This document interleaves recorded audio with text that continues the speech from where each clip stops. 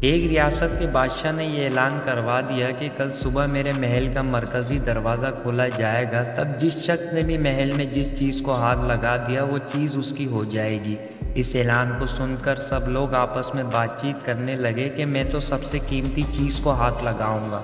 کچھ لوگ کہنے لگے میں تو سونے کو ہاتھ لگاؤں گا، تو کچھ لوگ چاندی کو، تو کچھ لوگ قیمتی زیورات کو، تو کچھ لوگ گھوڑوں کو، تو کچھ لوگ ہاتھی، کچھ لوگ دودھ دینے والی گائے کو ہاتھ لگانے کی بات کر رہے تھے۔ جب صبح محل کا مرکزی دروازہ کھلا اور سب لوگ اپنی اپنی من پسند چیزوں کے لیے دوڑے، سب کو اس بات کی جلدی تھی کہ پہلے میں اپنی من پسند چیز کو ہاتھ لگا دوں تاکہ وہ چیز ہمیشہ کے لیے میری ہو جائے۔ بادشاہ اپنی جگہ پر بیٹھا سب کو دیکھ رہا تھا اور اپنے آس پاس ہو رہی بھاگ دوڑ کو دیکھ کر مسکرا رہا تھا۔ اسی وقت اس بھیڑ میں سے ایک شخص بادشاہ کی طرف بڑھنے لگا اور آہستہ آہستہ چلتا ہوا بادشاہ کے پاس پہنچ کر اس نے بادشاہ کو چھو لیا۔ بادشاہ کو ہاتھ لگاتے ہی بادشاہ اس کا ہو گیا اور بادشاہ کی ہر چیز بھی اس کی ہو گئی۔ جس طرح بادشاہ نے ان لوگوں کو موقع دیا اور ان لوگوں نے غلطیاں کی، ٹھیک اسی طرح ساری دنیا کا مالک بھی ہم سب کو ہر روز موقع دیتا ہے، لیکن افسوس ہم لوگ بھی ہر روز غلطیاں کرتے ہیں۔ ہم اللہ کو حاصل کرنے کے بجائے اللہ کی بنائی ہوئی دنیا کی چیزوں کی آرزو کرتے ہیں، لیکن کبھی بھی ہم لوگ اس بات پر غور نہیں کرتے کہ کیوں نہ دنیا کے بنانے والے مالک کو پا لیا جائے۔ اگر مالک ہمارا ہو گیا تو